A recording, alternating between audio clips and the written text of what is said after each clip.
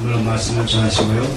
오늘 저녁에 저는 같이 참석할 텐데 어떤 분이 미팅 가서 플로에 가신 것도 있고 할 때 그건 저녁 때 다 하도록 옮기겠습니다.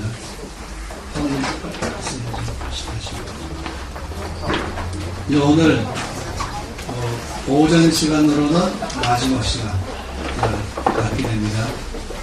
그리고 아까도 처음부터 말씀드린 것처럼 오전 시간은 오전 따로도 의미가 있고 그러나 또 저녁 시간과 함께 연결된 말씀이고 또 동시에 그러면서 하나님께서 우리에게 어떻게 이 땅에서 하나님께 쓰임받는 삶을 살 것인가 그런 면에 대한 말씀을 함께 보는 것이죠. 말씀 보기 전에 그 사이에 또 헌금하신 분들, 주앞에 드린 분들 위해서 기도하겠습니다. 아버지 하나님 감사합니다. 주님 앞에 나아갈 때마다 주께서 베푸신 모든 은혜를 기억하며 감사하며 간절한 소원과 간구의 기도를 가지고 주 앞에 나아갑니다. 주여 이 모든 예물과 함께 드리는 사람의 온 신령과 삶을 받아주시고 주 앞에 간절히 구하는 기도를 주여 들으시고 응답하여 주시옵소서. 이제 우리가 새해를 이틀 남겨두고 있습니다. 올 한해도 감사하고 새해는 더 놀라운 역사를 주께서 행하실 것을 믿고 더 큰 영광을 주께 드린 삶을 살기를 원합니다. 축복하여 주시옵소서. 주 예수 이름으로 기도합니다. 아멘. 사무엘상 22장 말씀을 보겠습니다.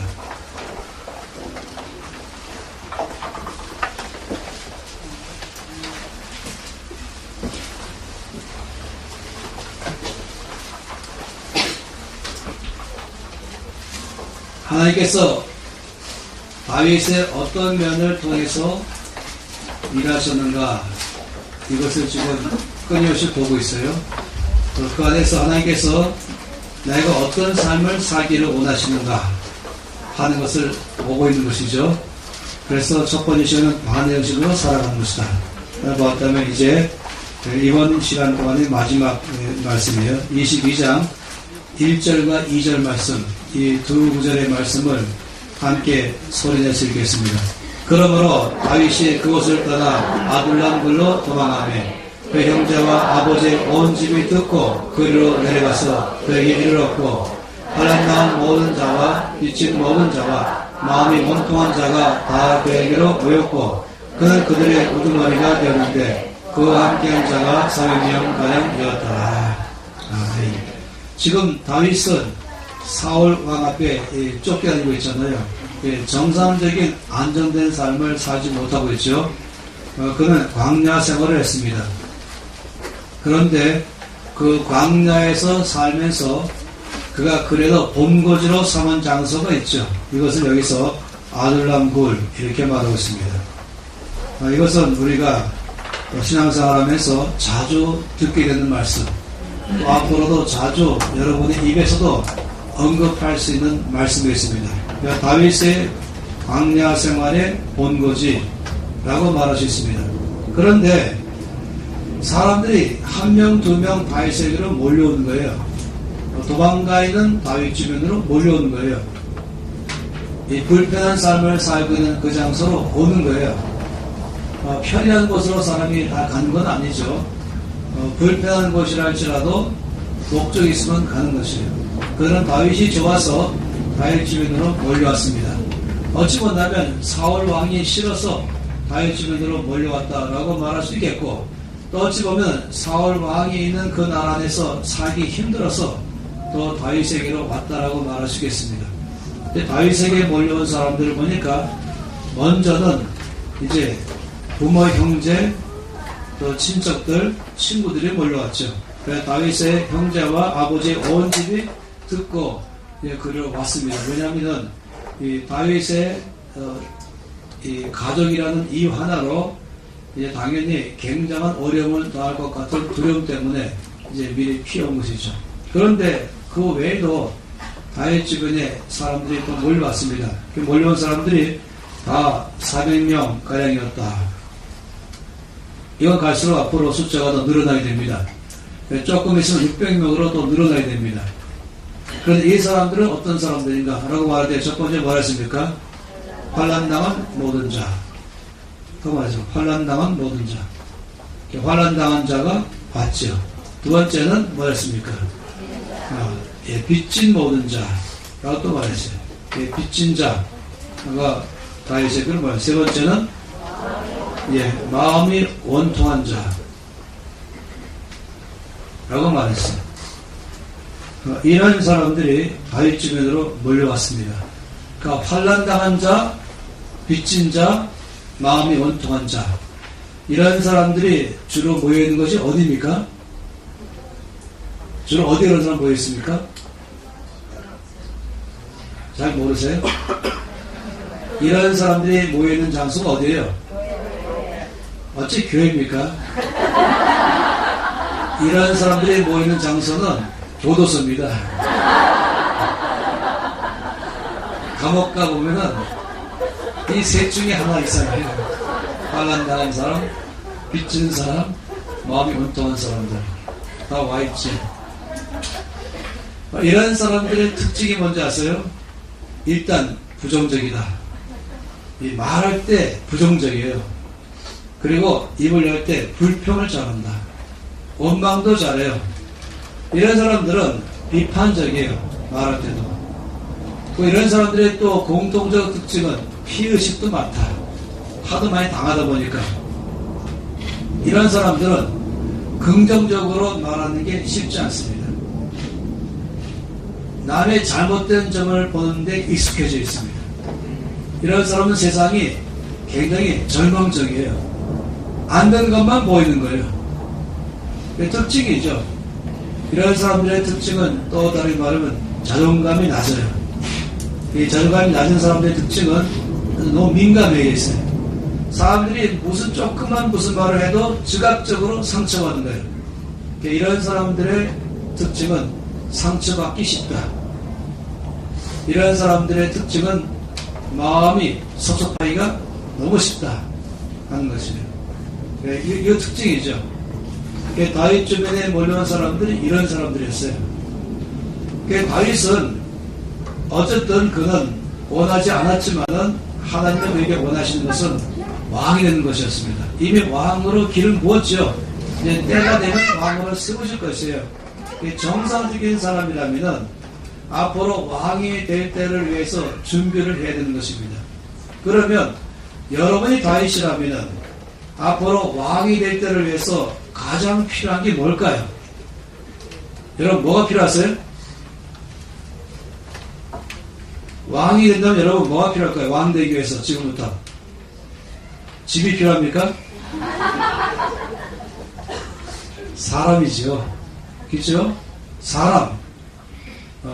물론 재물도 필요해요.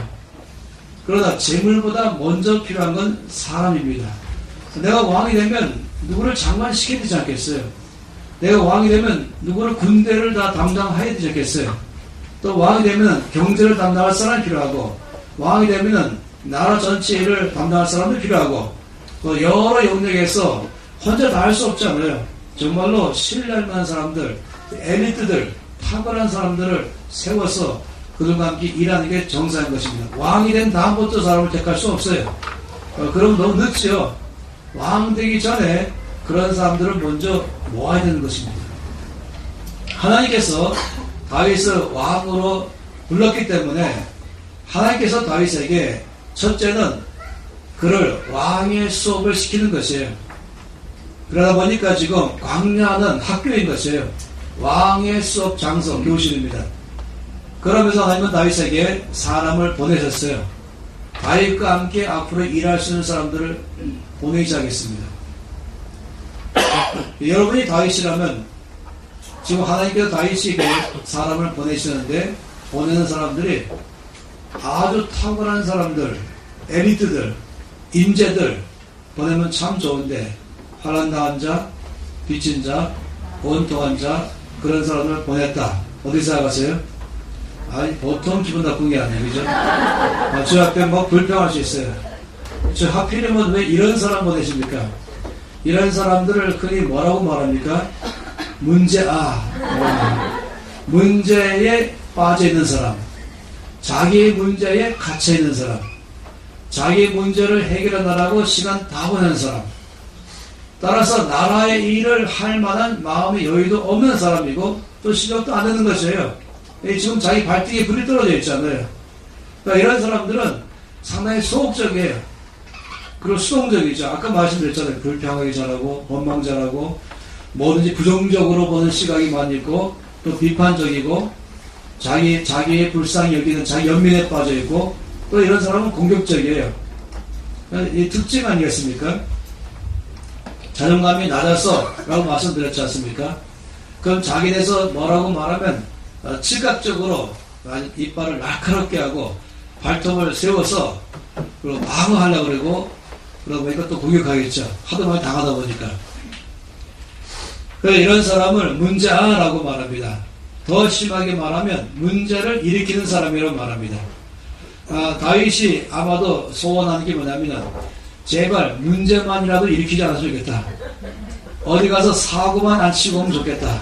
뭐 이런 마음의 사람들이라고 보시겠습니다. 다윗이 참 답답한 거예요. 보통 답답한 게 아닙니다. 하도 답답해서 어느 날 결정한 게 뭐냐면 이 사람들을 훈련시켜야겠다. 그래서 훈련으로 사람을 바꾸자. 그래서 훈련시키기를 결정하고 학교를 열었어요. 제자훈련 학교를 여는 것이에요. 그리고 이제 다 모아놓고 400명을 모아놓고 훈련하기 시작했죠. 그러면서 잘 되기를 바라기 때문에 규칙을 세웠어요. 결석 몇 번 이상 하면 안 된다. 출석 3번이면 결석 1번 해나간다.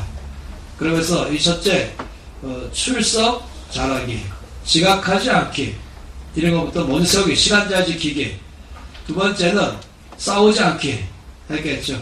세 번째 술 마시지 않기. 네 번째 담배 피지 않기. 그 다음에 다섯 번째 그 다음에 뭐겠습니까? 이제 뭐 여러가지 노름하지 않기 또는 노름증하지 않기.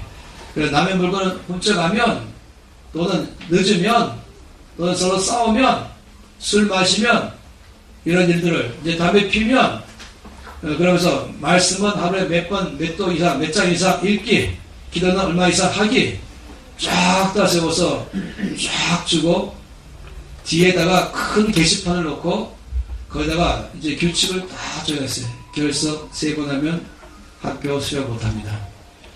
지각 3번 하면 결석 1번입니다. 성경은 몇 번, 기도는 몇 번 쫙 싸우지 말기, 뭐 싸우는 걸 적발하면 이렇게 하고, 술 먹다 적발하면, 담배 적발하면, 도둑질하면, 서로 싸우면 쫙 해놨어요. 하도 그렇게 많이 하니까. 그리고는 그렇게 세운 목적은 뭐겠어요? 그거를 잘 지켜나가기를 바라는 것입니다. 그래서 정말 훈련돼가지고 하나님께 이제 나중에 다윗이 됐을 때에 이 사람을 쓰고 싶은 것이었습니다. 3개월간 훈련시키기로 결정했어요. 3개월 동안.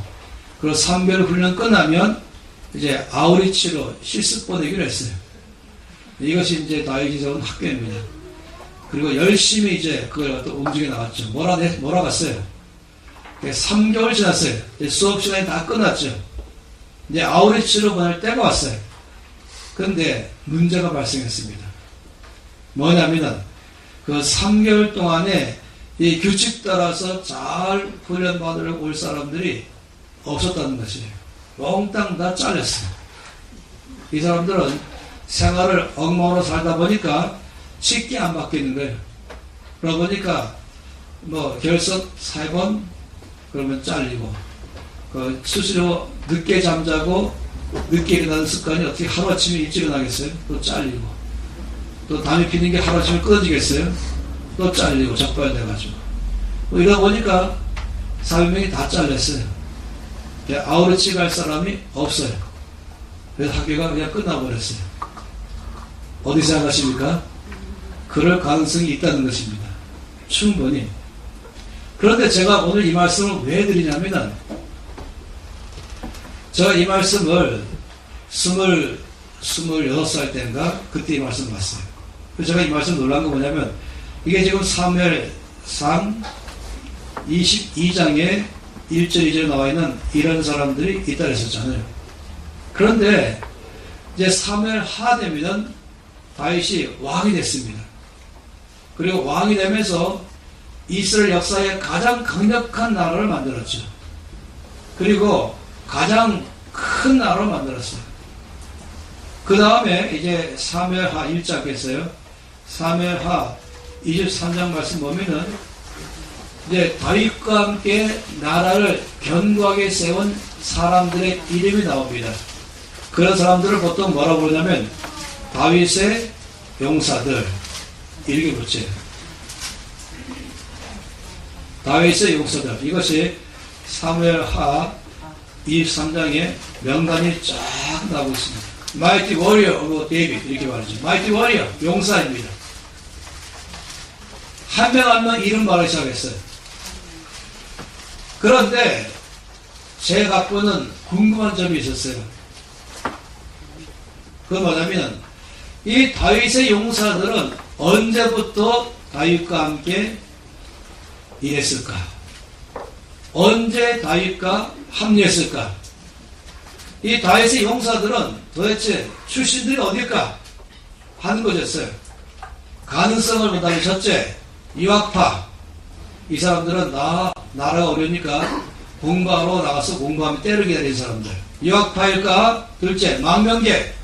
사울 왕 때문에 너무 힘들어서 다른 나라로 도망갔다가 다윗이 왕 되니까 그때 새 나라를 세우려고 돌아온 사람들인가? 이게 망명계이죠. 세 번째, 전향자.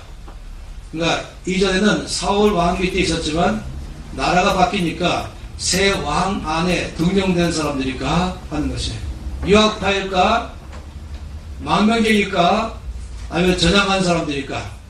하는 것입니다. 연구할 만한 것이죠. 이 다윗의 용사들은, 이 강한 용사들은 과연 언제부터 다윗과 함께 일했을까? 어떤 사람으로 살아왔던 사람들일까? 하는 것이에요. 그런데 제가 충격받은 건 뭐냐면 이 다윗의 용사들이 출신이 어딘가를 조사할 때 나오는 것이 뭐냐면 이 사람들은 출신이 뭔지 아세요? 출신이 과거에 아둘람굴 출신이에요. 이게 충격이라는 거예요. 이 사람들 다윗의 용사들 중에 상당수가 과거에 아둘람굴 출신들이다. 어떤 사람들이라고요? 그러니까 환난당한 자, 빚진 자, 원통한 자. 다시 말하면 자기 몸 하나 간수 못하는 사람들, 자기 문제 속에 빠져있던 사람들, 나라를 바꿀 수 있는 능력은커녕 자기 몸 하나 제대로 가누지 못하는 그런 연약한 사람들, 낮은 자존감, 열등감 속에 빠지는 사람들. 말씀드렸잖아요. 문제만 안 일으키면 감사할 만한 사람들. 그런데 굉장히 놀라운 사실은 뭐냐면 이 사람들이 용사가 됐다는 거예요. 이 사람들이 자기 몸 하나 간수 못하는 사람들이 용사가 되어서 나라를 바꾸는 사람이 되고 강한 나라로 만드는데 용사로 쓰인 것 같다. 여기에 누가 관심을 갖겠어요? 굉장한 관심을 갖는 것이죠. 그러다 보니까 자연적으로 어디에 눈이 가냐면은 누가 이렇게 바꿨을까 하는 것이에요. 이렇게 환난당한 자, 빚진 자, 원통한 자들이 있는데 누가 이들을 바꿨을까? 당연히 다윗이죠. 다윗은 어떤 사람일까? 다윗의 지도력이라고 말할 수 있잖아요. 지도력. 제가 참 놀란 사람은 히딩크입니다. 2002년 한일 월드컵 때 4강까지 한국팀을 올려놨어요. 근데 히딩크가 감독을 그만두고 난 다음에 이들은 옛날 실력이 안 나오는 거예요. 근데 히딩크가 가는 곳마다 그 나라는 그 축구팀이 바뀌어버린 거예요. 그러니까 굉장한 사람이죠. 그러니까 이것이 바로 난 책까지 나왔잖아요. 히딩크 리더십 이렇게 해갖고. 중요하죠. 한 사람의 코치, 한 사람의 감독이 얼마나 사람들을 바꿀 수 있는 힘이 있는가. 이것입니다. 이것 안에서 자연적인 관심은 다윗의 어떤 지도력이 이런 사람들을 바꿨을까 하는 것입니다. 저 여기에서 이제 길게 말씀드릴 수 없지만은 여기서 가장 많이 말하신 것은 이런 다윗의 이 같은 사람들을 바꾸시는 이 놀라운 지도력을 뭐라고 말하시냐면 긍휼 라고 말하시는 것입니다. 이 긍휼이라는 다윗의 지도력, 다시 말하면 긍휼이라고 하는 다윗의 중심, 정말로 가장 가져야 될 것 중에 하나가 무엇일까? 온유함도 필요하고 충성도 필요하고 겸손도 필요하고 바다 정신으로 살아가는 중심도 필요한데, 정말로 주께서 원하시는 것은 긍휼, 중심의 긍휼을 주께서 원하는 것입니다. 이것이 제가 오늘 이번 주간의 강의의 마지막 시간을 좀 갖고 있는 것입니다. 이 긍휼이라는 이것이 굉장히 중요한 과목인 것이에요. 야고보서 2장 13절 말씀 보겠습니다.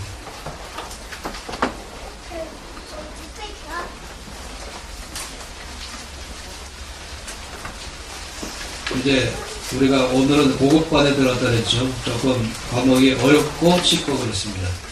2장 13절 야고보서 함께 읽겠습니다. 긍휼을 행하지 아니하는 자에게는 긍휼 없는 심판이 있으리라. 긍휼은 심판을 이기고 자랑하느니라. 한 번 더 읽겠습니다. 긍휼을 행하지 아니하는 자에게는 긍휼 없는 심판이 있으리라. 긍휼은 심판을 이기고 자랑하느니라. 여기 말씀 보니까 참 놀라운 말씀하고 있는데, 긍휼을 행하지 아니하는 자에게는 긍휼 없는 심판이 있으리라. 여기서 단어가 뭐냐면 긍휼과 심판, 이 두 단어는 전혀 다른, 서로 비교되는 단어로 표현하고 있죠. 긍휼이냐 심판이냐 이거잖아요. 긍휼을 행하지 아니한다 그 말은 심판을 행한다 이것이에요. 그래서 이 긍휼로 행하지 않는 사람은 긍휼 없는 심판이겠다. 그런데 중요한 것은 하나님의 나라는 긍휼이 심판을 이긴다라고 말하는 거예요. 이게 하나님 나라 특징인 것이에요. 이 심판이 뭘까? 우리가 예수 믿다 보면은 이 심판이라는 단어가 상당히 조금 안 좋은 단어처럼 들릴 때가 있어요. 부정적으로 들릴 때가 있죠. 뭐 최후의 심판 그러면서 그 심판 그러면 염라대왕 떠올리게 하고, 근데 심판이 그런 단어가 아니에요. 예를 들어서 말하면은 야구 경기에서 심판관의 위치는 중요한 것입니다. 예, 심판관이 야구 경기의 흐름을 바꿀 수 있는 것이에요. 축구 경기에 심판관 중요합니다. 뭐 배구 경기에 심판관 중요합니다. 이 경기할 때에 심판관은 그 경기의 흐름에 굉장히 중요한 역할을 하는 사람이에요. 이 심판관은 그 모든 것에 무엇이 중심이 될 것인가? 공의인 것입니다. 심판관에게 그다음 필요한 공의인 것이에요. 공의란 말은 무엇입니까?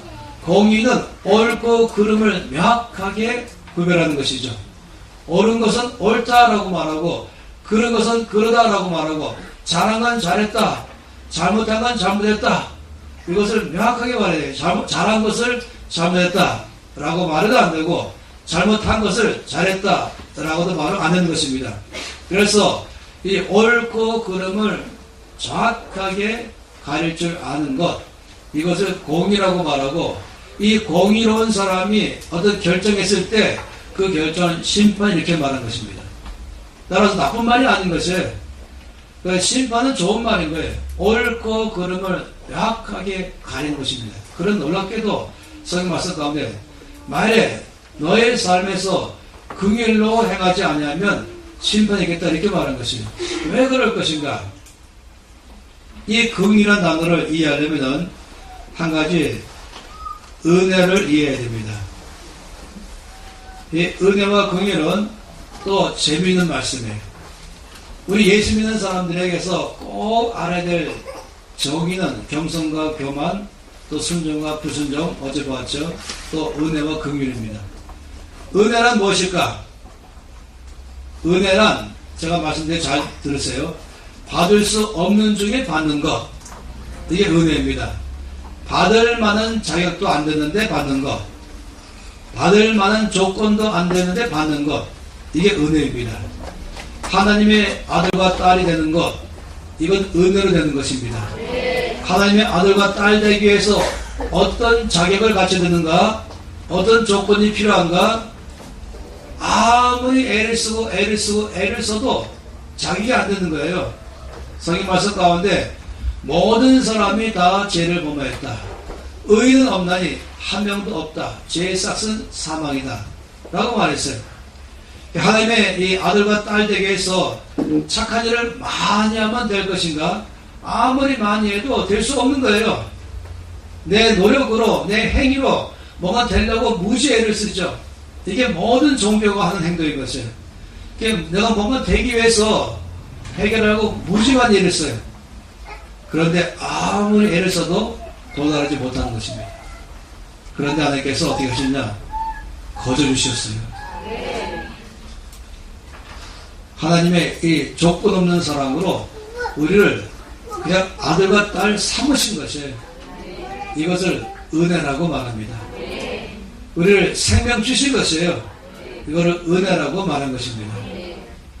우리에게 영원한 생명 주셨어요. 이걸 은혜라고 말합니다. 이걸 선물 이렇게 말하죠. 선물은 그냥 주는 거예요. 대가 없이 주는 게 선물이거든요. 그래서 이걸 은혜라고 말하기도 하고 선물 이렇게 말한 것입니다. 은혜란 무엇인가? 받을 만한 자격도 안 되는데 받는 것, 받을 만한 조건도 안 되는데 받는 것. 은혜는 그런 면 말이에요. 긍휼은 무엇인가? 긍휼은 잘 들으세요. 마땅히 받아야 되는데 받지 않게 하는 것. 이게 긍휼이에요. 마땅히 받아야 되는데 피할 길이 없는데 그걸 나에게 받지 않게 하는 거예요. 뭐냐면 하나님의 심판. 당연히 누구나 받아야 되는데 심판에 이르지 않게 하셨어요. 이것을 뭐라고 말합니까? 긍휼.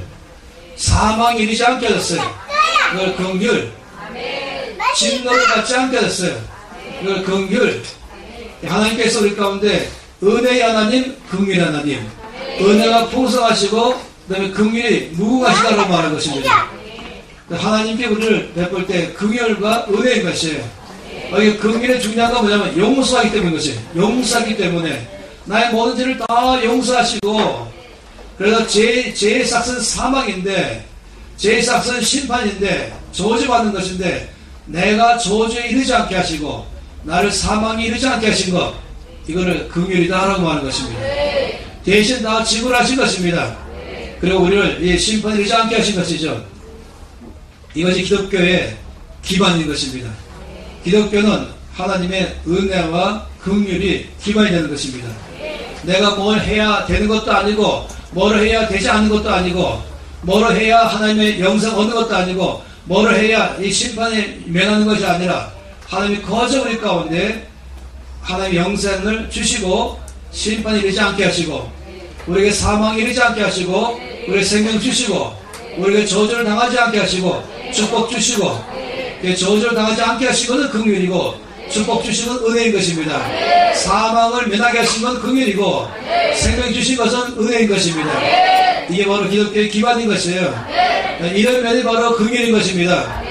그래서 우리가 이 기독교 안에서 이 은혜와 긍휼을 가장 중심으로 보고 있는데, 이제 한 가지 중요한 건 뭐냐면 이 긍휼과 공의라는 것입니다.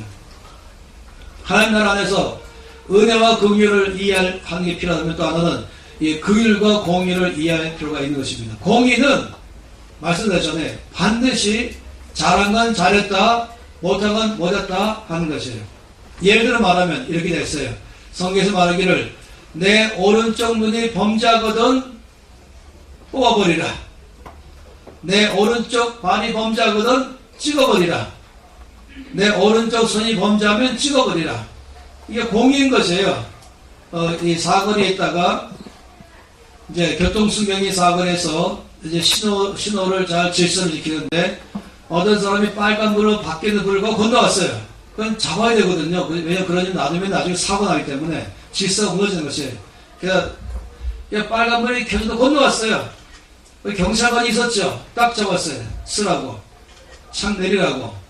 딱 보니까 사촌 동생이었어요. 야, 빨리 가라. 눈 감아줬어요. 이거는 뭐냐면 불의입니다. 공의가 아닌 것이에요. 마땅히 딱지를 떼야 되거든요. 그리고 거기 따라서 7만 원 이렇게 공정이 내리는 게 공인 것입니다. 그 옳고 그름을 확실하게 하는 것이에요. 따라서 눈이 범죄하면 눈 빼버리고 발 범죄하면 발 찍어버리고 이게 공정한 것입니다. 이번 집회 가운데에 여기 오신 분들을 쫙 검토해보니까 눈 빠진 사람 한 명도 못 봤어요. 발 잘린 사람도 한 명도 못 봤어요. 제가 보니까 여기 오고 싶은데 모든 사람들이 여러 명 있어요. 눈 뽑힌 사람들, 발 잘린 사람들이 못 들었어요. 여기 지금 이 집회에 참석한 모든 사람들은 다 눈 멀쩡하고 손 멀쩡하고 발 멀쩡합니다. 왜냐하면 평생 눈에 범죄하지 없는 사람은 모였어요. 평생 손발에 죄를 안 진 사람은 모였어요. 할렐루야. 네. 아멘입니까? 자, 질문했어요. 여기 지금 여러분 눈 뜨고 다 와 계시는데 왜냐면 여러분 눈 안 뽑힌 거 보니까 여러분 전부 죄를 진 적이 없어요. 평생. 할렐루야.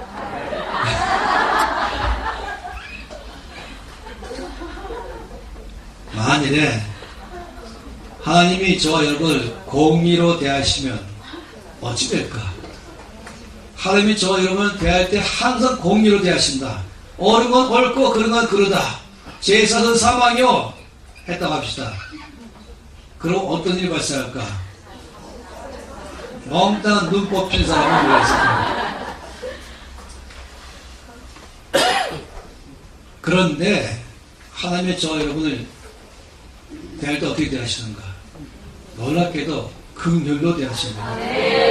다시 말하면 우리를 보실 때 용서하심으로 보시는 것입니다. 저는 이제 어릴 때부터 교회 다녔잖아요. 저 얼마나 열심히 많은지 9시 유연주일 학교를 마치면 웬만하면 11시 대회도 참석했습니다. 주일학교 다닐 때부터. 그런데 전 장로교 출신이에요.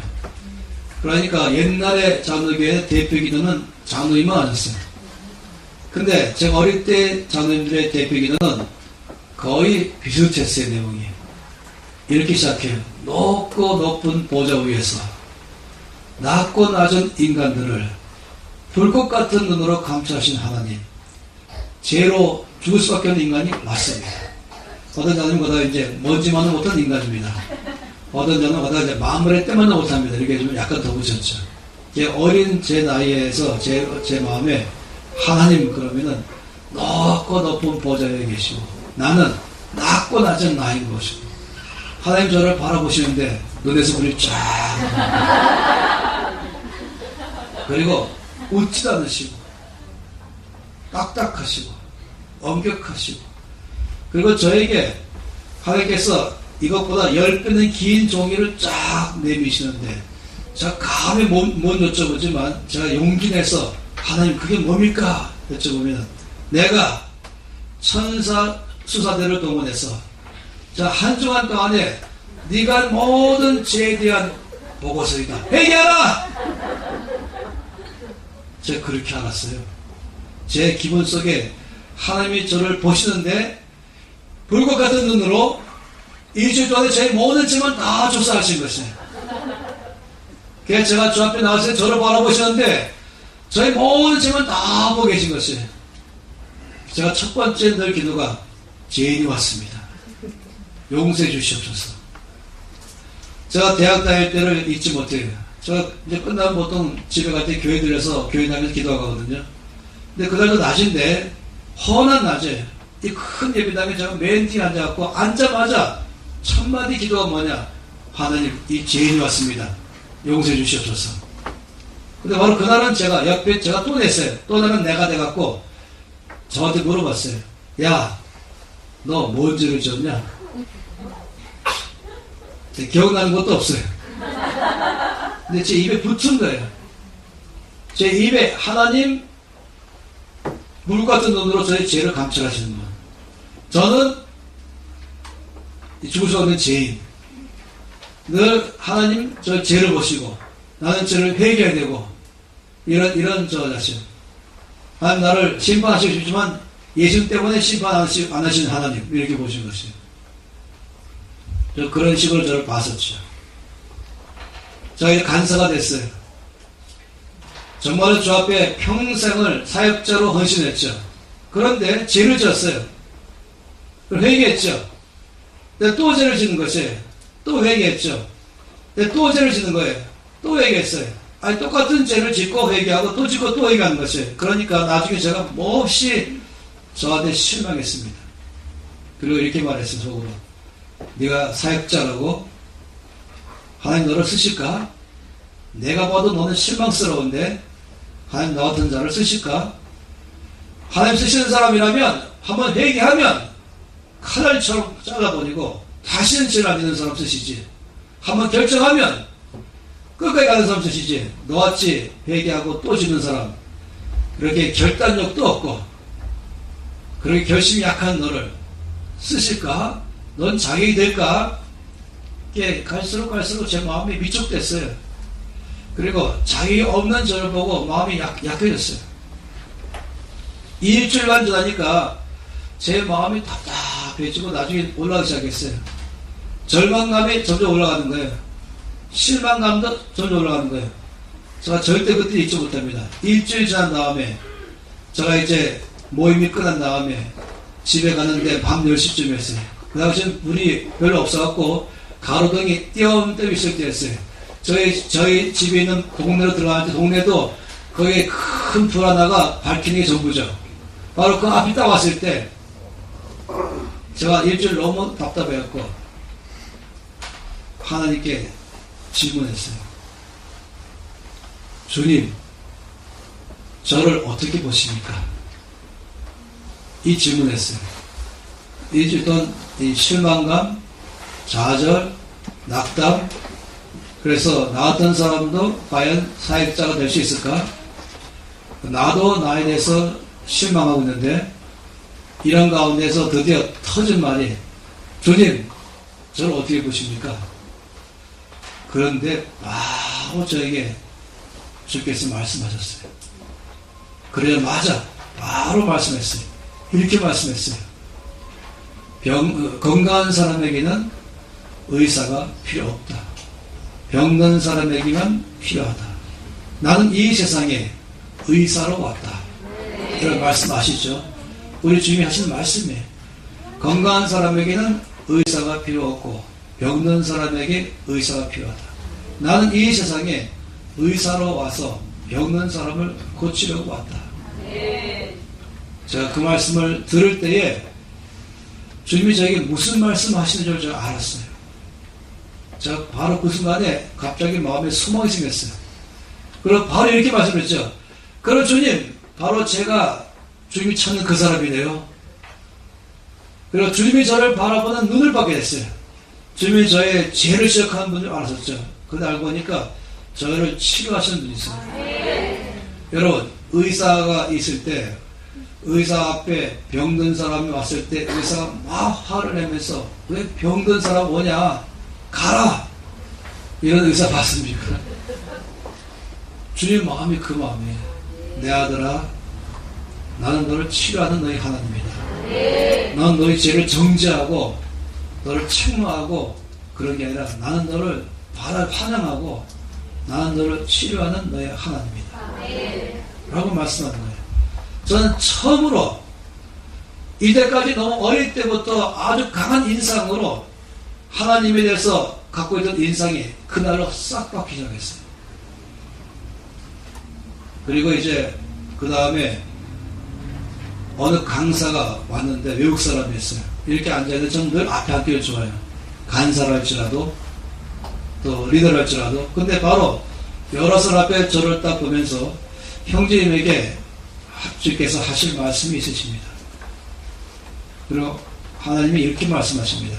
내 아들아, 너는 내 앞에 나올 때 강한 척 하지 마라.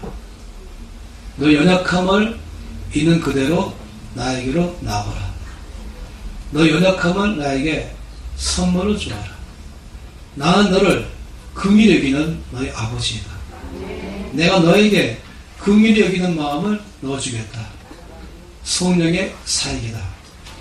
제가 그때 그 말씀을 이 40년 다 됐어도 그 말씀을 다 기억하는 거예요. 그 짧은 메시지지만 내 아들아, 너는 내 앞에 나올 때 강한 척 하지 마라. 충격. 두 번째 더 충격. 너 연약한 모습 있는 그대로 나와라. 더 충격. 너 연약함을 나에게 선물로 주어라. 나는 너를 긍휼히 여기는 너의 아버지다. 자, 그때부터 하나님의 긍휼이 무엇일까 묵상을 시작했어요. 제가 어떤 사람이냐면은 제가 간사인데 타임키퍼였어요. 시간 딱 지키게 하는 타임키퍼였어요. 시간 됐습니다. 이렇게 하는 거예요. 10분 전이에요. 예배 시간 10분 전이에요. 강의 시간 10분 전이에요. 이렇게 한 다음에 어떻게 했냐. 10분 딱 지나면 문 안에서 작업버렸어요.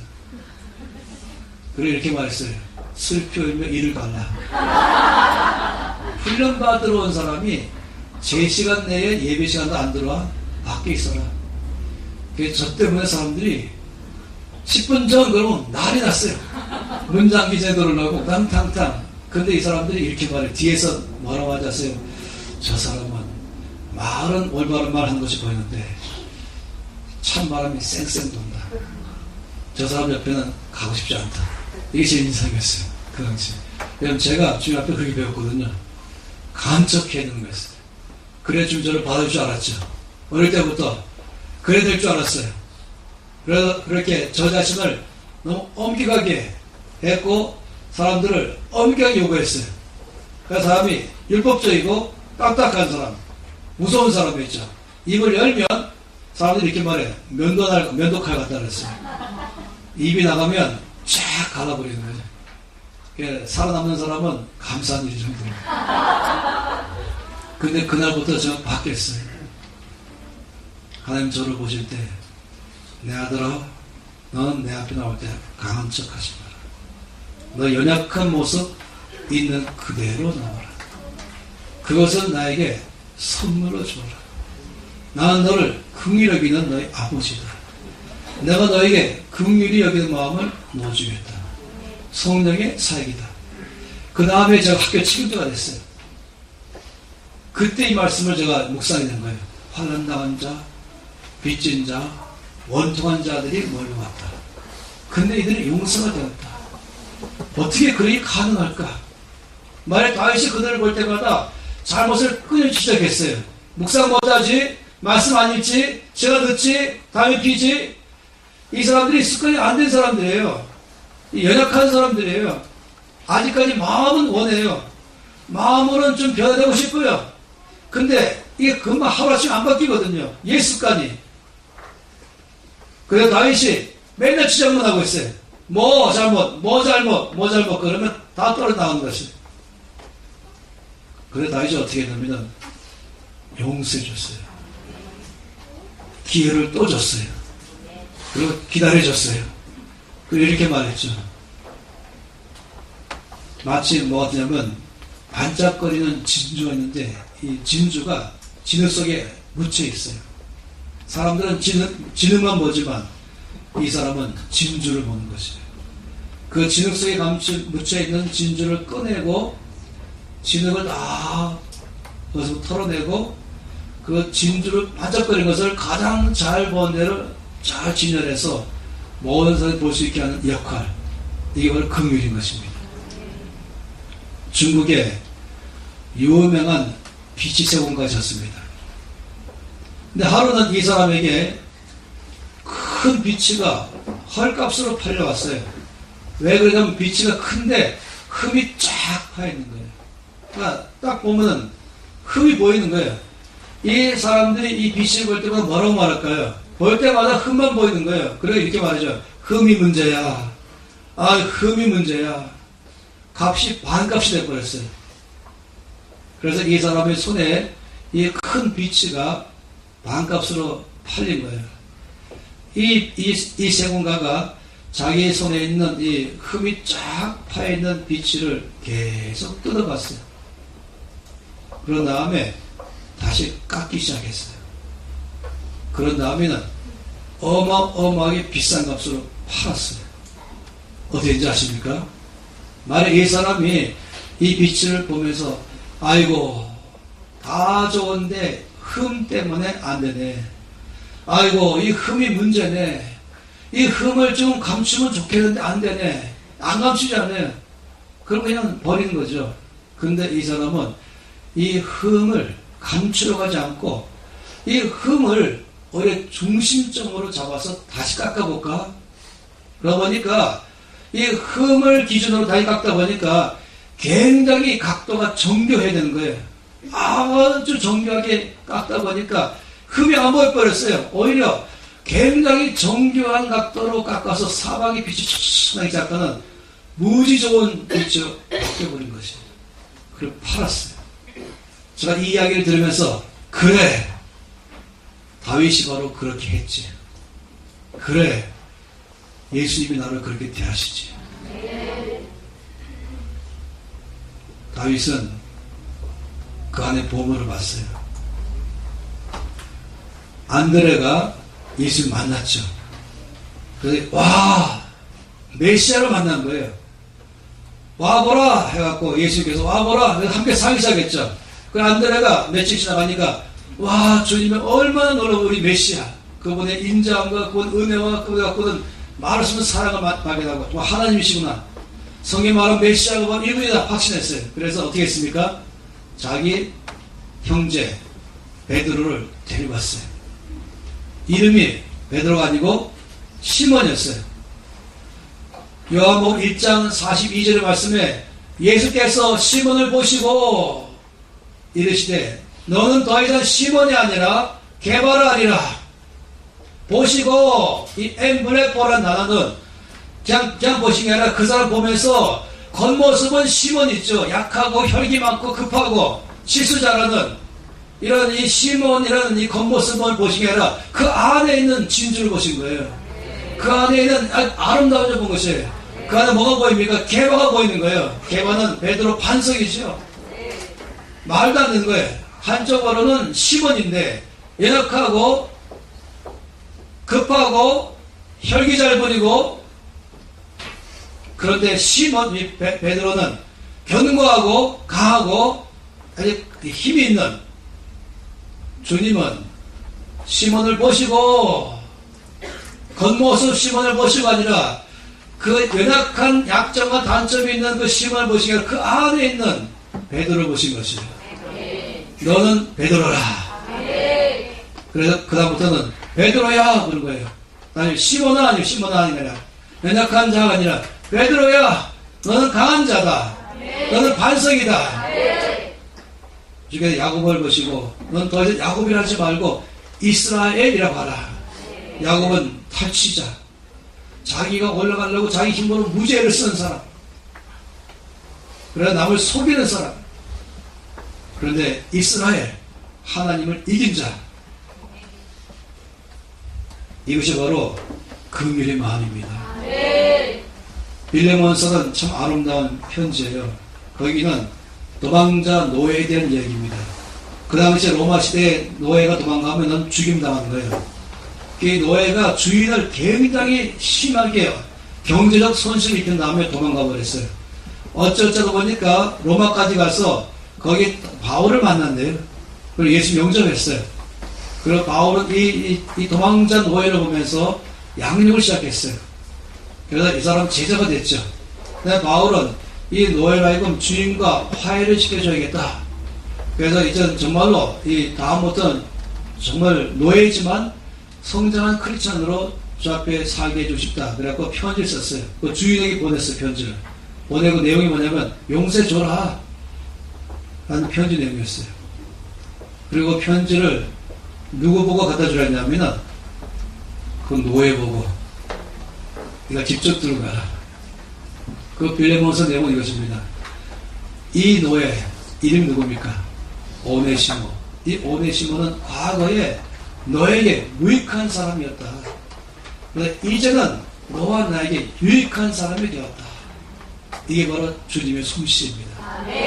이 흠집이 크게 난 이 비치가, 이 사람 비치 세움가 손에 들어왔을 때는 이 흠이 문제야, 이것 때문에 안 돼, 이거 감출 수 없을까 이러고 있으면 이게 맨날 폐기 처분인데, 이것을 숨기지 말고 이대로 놔두면서 강적으로 바꿀 수 없을까? 그리고 그걸 중심으로 잘 깎아 나가니까 더 정교하고 아름답고 비싼 비자가 된 것처럼 우리 하나님은 우리를 그렇게 대하십니다. 우리 주께서 심어나 항해라 개바야 라고 말씀하시면서 그 안에 있는 아름다운 것, 그 안에 있는 빛나는 것, 그 안에 아직까지 약점과 단점과 허물 때문에 감춰져 있는 그 속에 이 진흙이라는 약점이라는 진흙 속에 감춰져 있는 이 진주처럼 여러분 하나님은 여기 모든 사람을 지으셨어요. 아시죠? 여러분은 지가 된 사람이 아닙니다. 어쩌다 온 사람이 아닙니다. 하나님이 지으셨습니다. 한 명 한 명 지으셨습니다. 하나님은 하나님의 형상 따라 지었습니다. 따라서 하나님의 형상을 봐야 되는 거예요. 죄를 지은 사람, 허물과 실수와 약점 많은 그 진흙 보는 게 아니라 그 안에 있는 형상을 봐야 되죠. 이것이 바로 리더인 것이에요. 리더는 겉모습 시문을 보는 게 아니라 리더는 그 안에 하는 형상인 베드로를 볼 줄 아는 눈, 그리고 그걸 말해줄 줄 아는 사람. 잘못된 거면 맨날 지적하고 그러면 절망에 들어가잖아요. 다윗이 이 300명에게 맨날 화난당한 자, 빚은 자, 원통한 자 계속 지적하고 이게 문제야, 이거 고쳐, 이게 문제야 그러면은 말했습니까? 3개월 만에 다 탈락할 것이다. 그런데 이게 문제야 라고 말하면 보통 누가 그걸 잘하냐면 부인들이 잘해요. 남편한테 이게 문제야. 그게 말할 때 동기가 뭔지 아시죠? 그것만 바꾸면 더 잘할 텐데 이게 마음 동기는 저것만 바꾸면 더 잘할 텐데 그래서 내가 말하면 누가 말하랴 사명감 갖고 말하는 거예요. 근데 이 남편은 속으로 뭐라는지 아세요? 남편은 이미 내가 알고 있는데 또 나한테 말하냐? 그걸 뭐라고 말합니까? 나를 2번 죽이는 것이다. 근데 남자들이 자존심이 세갖고 버티고 있는 거예요. 안 그런 척 버티는 거예요. 여러분 마찬가지잖아요. 내가 이미 나의 약점, 단점, 허물, 실수 내가 좀 써가고 있는 거 내가 힘들어하는 거 다 알고 있어요. 근데 굳이 누가 말 안 해도 다 알고 있어요. 이미 성인 안에 다 알고 있어요. 근데 우리 하나님께서는 여러분과 저한테 올 때 그 지적하지 않으십니다. 저를 보고 이렇게 말씀했어요. 주 앞에만 가면은 이사야 49장 5절 말씀을 40년 못 말씀했어요. 나는 여호와의 보시기에 존귀한 자라. 나의 하나님이 나의 힘이 되셨도다. 즉 주 앞에가 엎드리면 기억나는 거예요. 나는 여호와의 보시기에 존귀한 자라. 나의 하나님이 나의 힘이 되셨도다. 그 아버지 왜 이 말씀하십니까? 아들아 내가 너를 보는 나의 눈이다. 내가 볼 때 너는 너무 존귀한 자이다.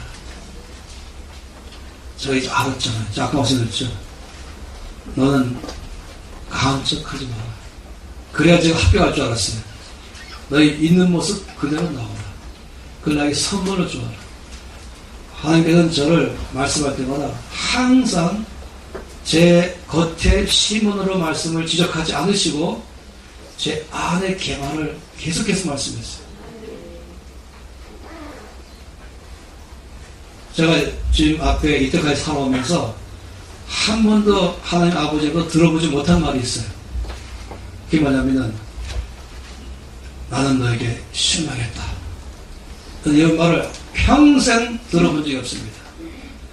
근데 하나님 아버지 앞에 가면 저에게 늘 말씀하는 것은 너는 소망이 있어. I have a good plan for your life. 난 너의 인생에 좋은 계획을 세웠어. 저에게 이 말씀이 넌 잘 될 거야.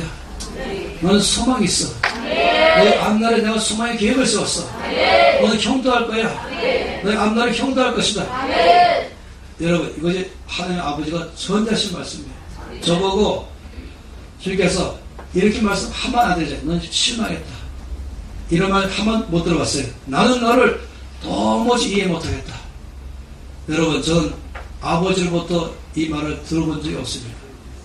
하나님 아버지는 늘 이렇게 말씀했어요. 아들아 나는 너를 이해한다. 아들아 다른 사람 너를 이해 못해도 나는 너를 이해한다. 제가 말씀을 오해한 게 있었어요. 시편 149편 말씀에 139편에 내가 여호와 주의 신을 떠나 어디를 피하리이까? 하늘에 가도 거기 계시고 땅 안에 계시고 저 바다 끝에 가도 거기 계십니다. 이 말씀 아세요? 저는 이 말씀 보면서 옛날에 중학생 때 어디 생겼냐?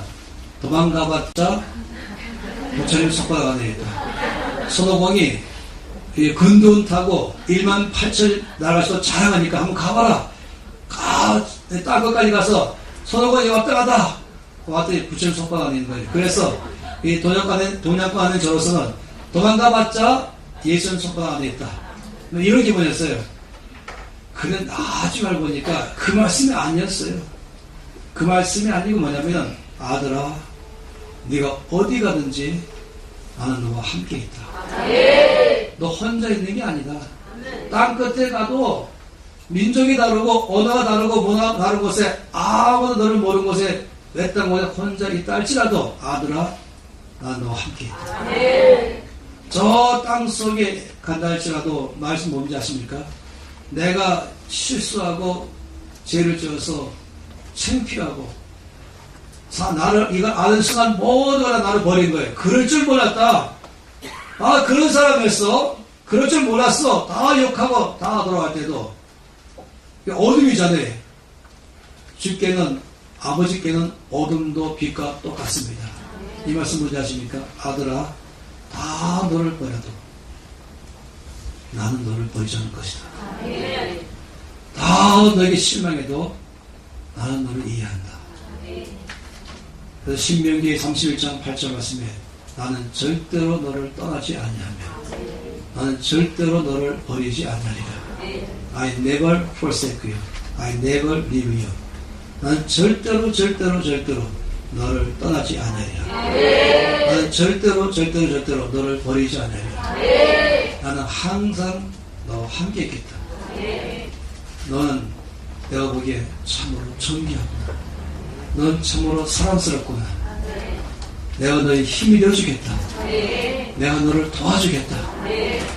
제가 한 번은요 예수님께 이렇게 말씀드렸어요. 주님은 제 단점도 안 보세요? 왜 늘 장점만 말하세요?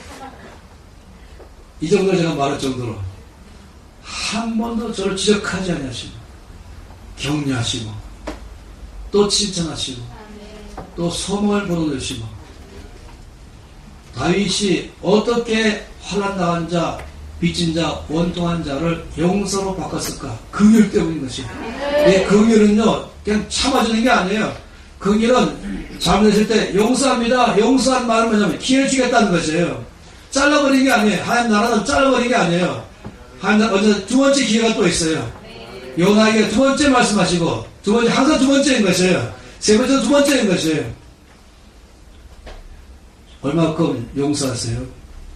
베드로가 형제가 나에게 잘못했을 때 몇 번 용서하면 되겠습니까? 용서한다. 또 했어요. 용서한다. 또 용서한다. 베드로가 말을 놓고 나서 칭찬받고 싶어서 7번 하면 되겠습니까? 베드로 성격이 7번 굉장한 거예요. 그럼 주님께서 베드로야 너 참 잘했다 할 줄 알았더니 우리 지금 이렇게 말씀했어요. 잘못했다 이렇게 말씀 안 하시죠? 우리 지금 뭐라고 말씀했습니까? 7번이 아니라 70번씩 7번이라도 하라. 주님 말씀 항상 용서하라. 우리 아버지께서 저와 여러분을 항상 용서하시고 그리고 늘 환영하시고 늘 우리를 사랑으로 대하시고 그리고 또다시 기회 주시고 그래서 이것이 우리를 변화를 주는 것입니다. 이것이 바로 긍휼인 것입니다. 이것이 놀라운 지도인 것이죠. 그래서 말씀하기를 내가 아버지께부터 긍휼을 받았으면 너도 긍휼을 행하라 이 말씀이에요. 하나님 아버지의 자비하신 같이 너희도 자비하라. 하나님 아버지가 너를 기다려주고 용서하시고 또 칭찬하시고 격려하시고 그 약점은 십자가에 짊어지시고 오히려 주님의 갖고 있는 강점을 나에게 대신 주시고 그리고 나에 대해 끊임없이 너는 개발하 라고 말씀하신 그 주님 그것으로 너도 남들을 대할 때 그렇게 대하라. 저는 아까 말씀드린 것처럼 밖에서의 사람이 찬바람 쌩쌩 놀던 사람이 바뀌어버렸어요. 나중에 얼마큼 바뀌었냐? 사람들이 이렇게 말해. 당신에게 문제되는 사람 누굽니까? 이렇게 말해. 문제가 안 되는 거예요. 어떤 사람도.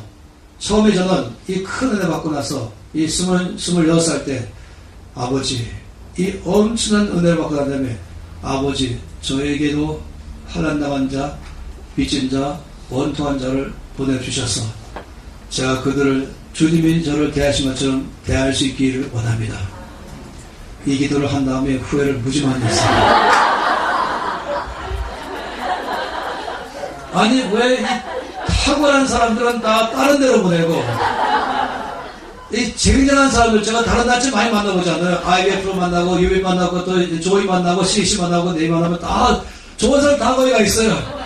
왜 나한테는 환난당한 자, 환난당한 모든 자, 빚진 모든 자, 마음이 원통한 자만 보내시는가.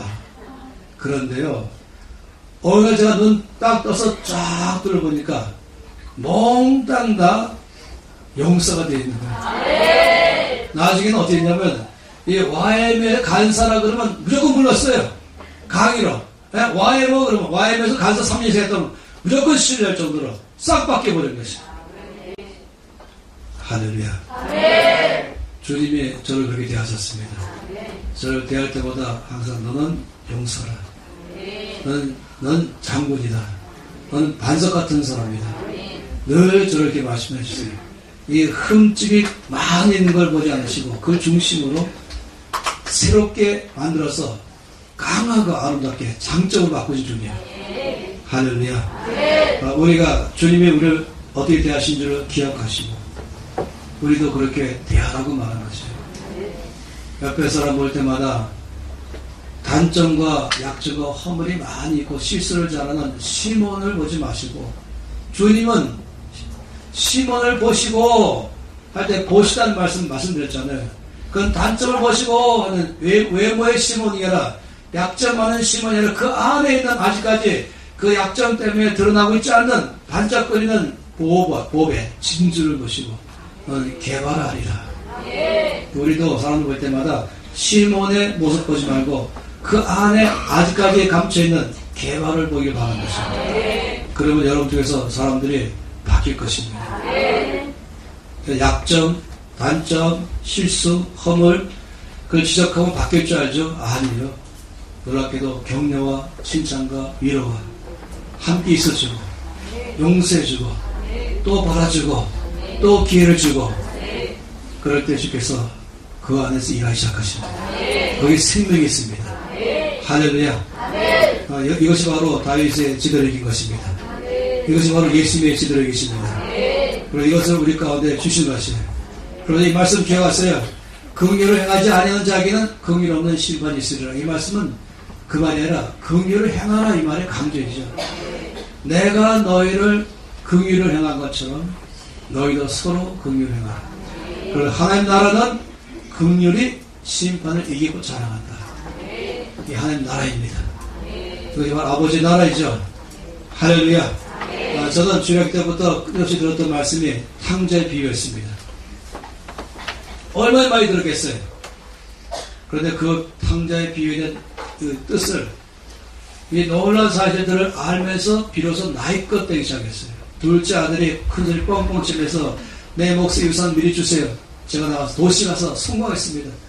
이 꿈도 수망도 없는 시골에서 갇혀 사느니 내가 돈 갖고 성공해서 아버지를 도시로 모시겠습니다. 큰일씩 받죠. 근데 허랑방탕하게 다 돈을 썼다 그랬잖아요. 그 순식간에 돈이 다 사라졌죠. 그리고 설상가상으로 아주 심한 기근 들었어요. 다시 아이어브처럼 말해. 있던 사람도 직장에서 다 쫓겨난 판이었어요. 그래서 이 아들은 있는 거 다 썼지. 그러니까 이제 먹고 살아야 되는 것이에요. 직장을 구하려는데 없는 거예요. 결국 얼마큼의 이 아들이 비참한 상태인가 아니면 대지를 치는 사람이 되었다 이렇게 말했어요. 유대인들은 대지를 안 쳐요. 근데 그걸 쳤단 말은 더 이상 갈 데가 없이까지 갔다는 것이에요. 밑바닥까지 간 거죠. 체면 다 버리고 이제는 살아남아야 되는 거예요. 그것도 어느 정도냐. 돼지가 먹는 지엽열매를 먹을 만큼이나 월급도 쥐꼬리만 한 것이에요. 그나마도 없으니까 그걸 택한 것이. 병들었죠. 영양실조 걸렸죠. 더럽고 냄새나고 병들었고 죽어가고 있었어요. 그때마다 떠오르는 건 아버지 집이었죠. 양식도 풍부하고. 그렇지만 못 가는 거예요. 양심이 있으니까. 그래서 얼마큼 큰 줄 아는데. 근데 계속 사람은 병이 더 깊어져 갔어요. 이젠 죽는구나 까지 갔죠. 그러니까 그때 가서야 아버지 집으로 가기 시작했어요. 자, 지렁이 때 배운 것은 언덕까지 갔죠. 저 언덕 아래 집이 보이는 거예요. 근데 발이 차마 못 떨어져요. 근데 갈 데도 없어요. 할 수 없이 천천히 억지로 할 수 없이 아버지 집으로 가보셨어요. 저 멀리서 누가 보더니 달려오기 시작했어요. 아버지였죠. 매일마다 아버지는 습관이 뭐냐면 밭에서 일한 다음에 집에 돌아올 때는 쉬지도 않고 그냥 대문에 앉아가지고 아들이 언제 오나. 그리고 껌껌해지면은 한숨 푹 쉬면서 이 녀석이 오늘도 안 보이네. 그것도 고개 떨구고 힘없이 어깨를 떨어뜨리고 집 안으로 가는 아버지. 매일 그렇게 살았죠.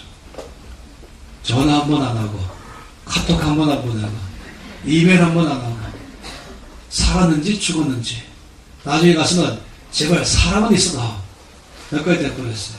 그러다 어느 날 그 아들이 오는 거예요. 아버지가 달려갔죠. 아들이 자기한테 달려오는 사람이 아버지인 줄 아는 순간 어떻게 했어요? 멈춰버렸어요. 그리고 몸을 돌고 고개를 푹 돌고 창피해서 못 봤죠.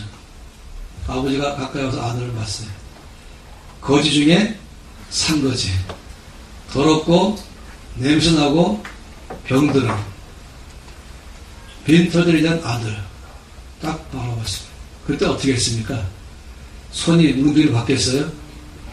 눈에서 불이 나왔어요? 입이 칼로 바뀌었어요? 이걸 냅다 하면서 아니에요. 그런 아들을 볼 때 아버지 더 달려왔죠. 그리고 어떻게 했어요? 안았어요. 첫마디 말이 뭡니까? 돈 어떻게 썼어? 이게 아니었어요. 첫마디 말이 아들아 보고 싶었다. 아들아 사랑한다. 아들아 참 좋았다. 이거는 저에게 없던 그림이에요.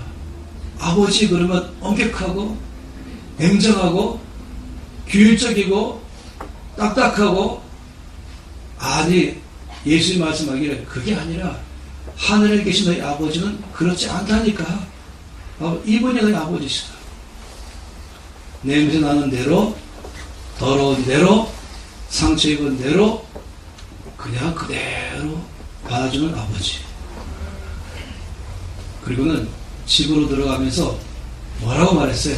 대문에 밟기 전에 큰 소리로 가장 좋은 짐승으로 잡아서 잔치 벌려라. 그래 아들 데리고 들어가서 목욕시켰어요. 더러운 때 다 벗겨주고 그리고는 가장 좋은 옷을 입혀줬어요. 그리고 손에 다시 반지를 끼워줬어요. 이 말은 뭡니까? 나머지 손 다 가져가라. 그 잔치를 벌였어요. 그리고는 잔치자리에서 누군가 밥도 안 먹고 춤추고 있어요. 아버지 너무 기뻤어.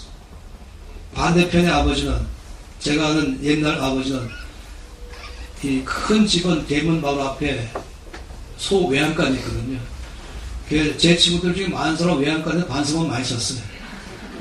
그리고 집에 와도 저기 뭔가 뭐라 그러나요? 딱딱 추운 옛날은 구들짝이니까 저 끝에 찬밥을 먹으면서 한숨을 뜰 때마다 아버지는 한 번씩 훈계하고 있어요. 그래도 이거 배고프니까 훈계 받으면서 먹는 거예요. 그런 아버지 아니요. 우리가 아는 아버지 하나님 그대로 그냥 사랑한다. 보고 싶었다. 참 잘한다. 그리고 잔치를 벌리고 모욕을 시켜주시고 모든 과거를 다 벗겨주시고 더러운 옷 다 버리게 하시고 새로운 옷을 입혀주시고 가락지를 끼우신 아버지. 상상이 되겠어요? 그런데 이것이 바로 저와 여러분의 아버지십니다. 그 아버지의 사랑 때문에 우리가 여기까지 와 있는 것입니다.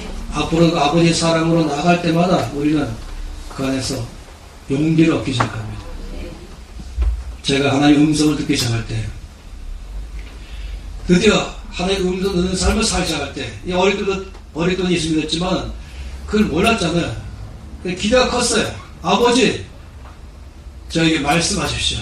저 듣겠습니다.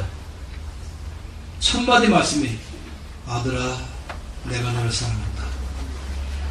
왕실망. 제가 실망했어요. 아버지 그거 말고 사무엘처럼 나라 일을 좀 말해보세요. 앞나라 일을 좀 말씀하셔야지. 제가 다 아는 건데, 아들아, 내가 너를 사랑한다.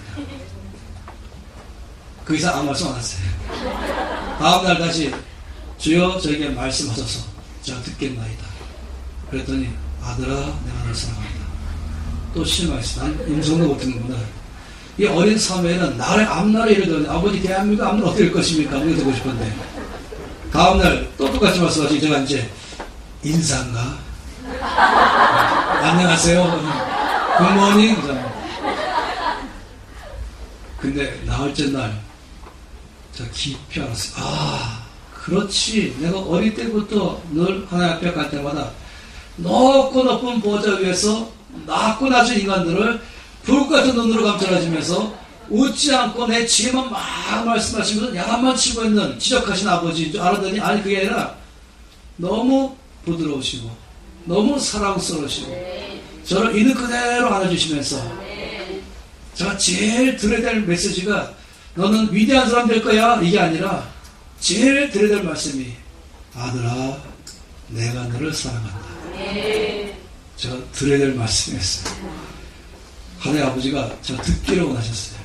나는 그런 너의 아버지이다. 이거 저희 인생의 삶을 바꿔버렸습니다. 저를 긍휼의 사람으로 바꿔버렸어요. 그래서 저도 연습하기 시작했죠. 신원을 보지 않고 개발을 보는 그 눈으로 사람을 보는 것을 배우기 시작한 거죠. 그러니까 보이기 시작하는 거예요. 그러면 거기서 용서가 나옵니다. 기도하겠습니다.